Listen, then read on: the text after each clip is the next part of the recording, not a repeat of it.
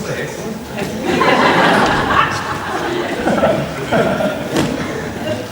Okay, so let's work on a couple of principles. What I want to do in all of our sessions is get hands-on with each other. Right? Sometimes it will be free sparring, but free sparring is not the only way to practice fighting together. Practice fighting in lots of different ways, because obviously kumite is very good for your range and confidence and timing and defensive skills and so forth. But there's things we don't do in kumite that could happen to you in real life. Like we don't often go up and grab each other in kumite with one hand and try to punch someone with the other repeatedly. Now, occasionally I grab an arm and throw technique, but we're not grabbing a hold and trying to knee and drag someone around the place and charge them and so forth. There's certain things we don't do. So what we're going to work on here is using some principles from the first couple of kata, mostly Taigyoku Nidan actually, just in basic self-defense. And we don't have to use the bags for these, but we will use the bags just because they provide some protection between us, right? So when you think about two things to begin with in, say, Taigyoku Shodan or Taigyoku Nidan, the H-pack kata. When you first learned this kata, you might have been told that kata can be a simulated scenario where we're simulating being attacked by multiple attackers. So first of all, the bad guy's there, we turn around, we block him, and we punch him, and then we kick him. Then there's another bad guy there, we turn around and we hit him, and block him and kick him. There's another bad guy. You know, that's not always the case. In fact, rarely is. A lot of those H-pattern katas, the changing of direction from one stance to the next is usually either repositioning or a takedown. Right? The long stance being used, the back leg of the long stance being used quite often as the main lever point of the takedown. Okay? And we're not going to focus on that too much right now. What we're going to focus on though is a scenario where someone is putting their weight on you or coming towards you. And as we'll learn when we do more self-defense over the weekend, your legs are very, very handy things to be able to use in self-defense, right? Smashing low with the legs is very important. Brings people's attention low so your hands can have more openings up high. But you can't throw kicks while you're going backwards. Simple, right?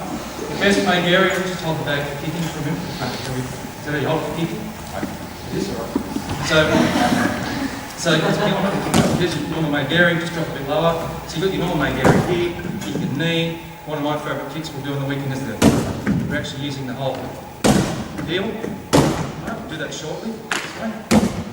Alright, that's great, but I would be using the heel up around the midsection, of course. It'll be all down here, the thighs, the shins, whether it was bang with my shears on with the heel right in the shin bone, whether it was moving the bag, and whether it was smacking with the back leg, or with the heel, and the back knee using the whole front side of the foot. What I like about using this whole section here is the heel's really heavy, right? It causes a lot of damage. Plus I've got a good surface area. Whatever the length of my foot is, that's how much I can think on this a little bit. If I just aim to get to the ball of my foot, which is much smaller, I might miss. Raise off here, right? This isn't going to miss, right? Whether it's nothing there, whether it's bang in the front leg there, here. So that's a very strong kick in close. But if Hayden's got hold of me, fix that at the back again. Use the back in between. Right. Hayden's pushing me back. Again, just push me back. If I'm being pushed backwards, I can't kick, right? Okay, somebody lift one leg up. You know, I'm on one leg, and go back even faster. Okay? So you've got to be able to change direction before you can use your legs. Right? So your legs, if you're stationary or going forward, your legs are used for weapons. If you're going backwards, your legs are used for stability, balance, and for changing direction. And as I slide, that person's pushing me past. Then, for a minute, or for a second, hold on, he's going that way, and I'm going this way. And that's when I can open up, you know, I can take them off safety and start using them, right? When I'm going backwards, the safety's on, I've got to use them for stability, right? And there's no point just sort of, he's pushing me back, there's no point just holding on here and sort of saying, okay, how long is this going to last for, you know? I'm going to keep going. I can drop down here, keep pushing, okay? It's not going to last forever. Sooner or later, I'm going to go backwards, right? Or I'm just going to let it go past me. So let's talk about a couple of stances that we use and transitions we use in Taigyoku Nidan, H-pattern katas, we use all the time, that we can use in this scenario, okay? So one of them is up here, push me back. I can start to form myself going backwards, push, and then I do this one, kick. So what I just did there was this. That's what I just did. As I move from here, I let this front foot slide back, I turn you around using my hips, and then I kick forward that way. So that's where he was going from it. Now it's true, he might stop and start coming back again. Right? But hopefully if I cracked him a good one, I cracked him low, and I struck him high, and I struck high, and I cracked him low again, and I'm moving forward, I'm taking weight a little bit away, I'll at least turn the tables. I'm no longer being pushed backwards there. Hayden and I are about the same weight probably, so it's harder for him to push me back than it would be if he weighed 15 kilos more. But let's assume the other person is going to be bigger, and you are going back, and I'm here, so he's pushing me back, pick up, I can't stop things like going now. Probably try to stop back. Right? At the very least, even if the kick didn't follow up fully, it's here, forward, right? And come forward, okay? Using this phase of transition, this is not kill the bad guy, kill the bad guy, right? It's me going from one position to the next. Yeah? And if we didn't have the bag there, what I want you to have is the bag there. So when you turn, if you're the one pushing, when you get turned, try and hold the bag in position so that as they turn, they kick into the bag. Kick into the bag. I don't mind which kick you use, as long as you feel like, okay, got him here, range, distance, get him away from him.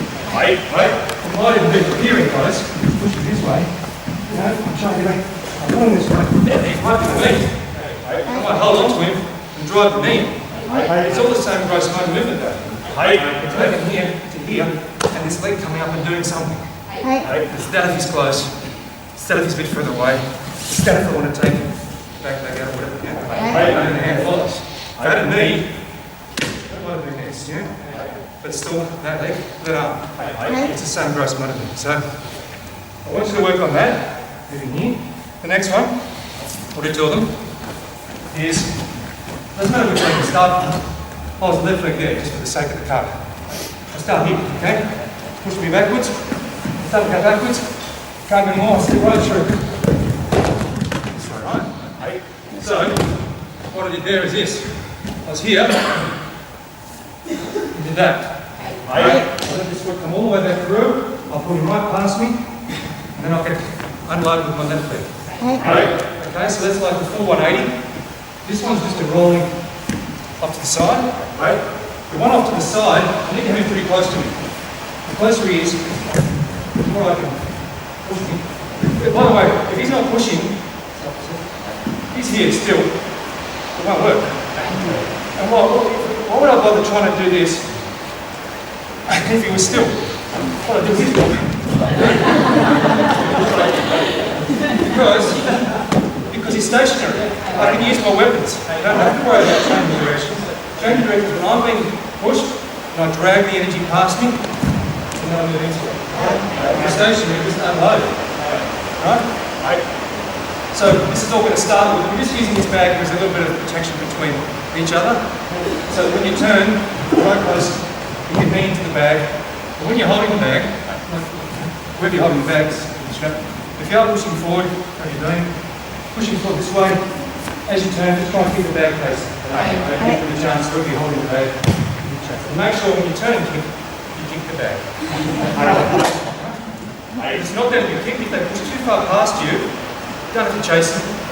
The first goal here is to feel like you're getting the stance transition. You're applying some of the senjutsu, some of the fighting application of the stance change. You're not just fighting the next attack, you're getting this guy past. And if that leg's not quite there, we can put a little block forward, and I couldn't see whether I hit a bit further away, and then maybe get close, I just pull him right past him. This way. Which, if it was in the card, would be this. It doesn't happen in the card on the left side, but it's the same principle. So let's work on that together. Get a bit of space between you. Spend a few minutes with one side just doing all the attacking, and then I'll say change, and you can go to the next person.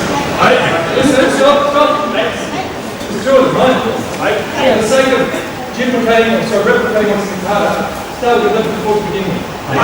Push, in close, and then here. And it doesn't matter if it's going exactly 90 degrees. You might be in the back here a little bit. It might be where you are. It doesn't matter. The principle is the same. Turn, and the same. You didn't try to go. You're there. You pulled them in. You got to there. And then you put your elbows in the butt. And then you use your stance. And your elbows close to you. drag him past. You're not going to drag him past from a big distance away. You know, think of it. Get him in close, turn, the stance open, so not only are we talking about it's aesthetically working on, but it's practically working on.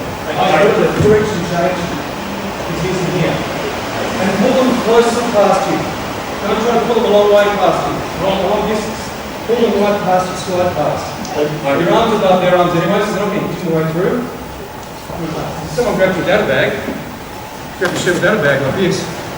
First thing, I'll grab your shirt, they're going to push me. My hand is out here, so. Right. So as we're going, as he's pushing me, we're coming past. I know he's not going to hit me with those arms because my arms are up the top of this. When someone's in there, you always put your hands higher, at least one hand higher. You might have one down here. You might have it like this, the shirt, grabbing it in, and say, grabbing it like velcro like this, you know? And here, and resting around, and I've got his groin, right? What's he going to do? First thing he's going to do? Good, rescue it. Well, he might instinctively grab the hand. Because I haven't got his belt, he's there. So I grab this hand, come past here and you cipher. To get off to the side. So I'm initiating the side.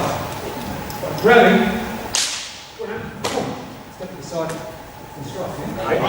But either way, you want to keep him close to you. You're sliding him past you, you're sliding him past you. If he's in close, then I can start kneeing. And I can turn it into that. Now it's not over there, by the way. So at least I'm not being pushed backwards anymore by putting the pain. I'll change the course. So keep him close, past him close. This is the hand. Normally going straight past, you're going to shoot longer. Doing the radius like that. Here, coming backwards, not working. Instead of shoving back and down, this one right through. Still pulling through the centre as much as you can. Right on the two. You don't hang around that way, okay?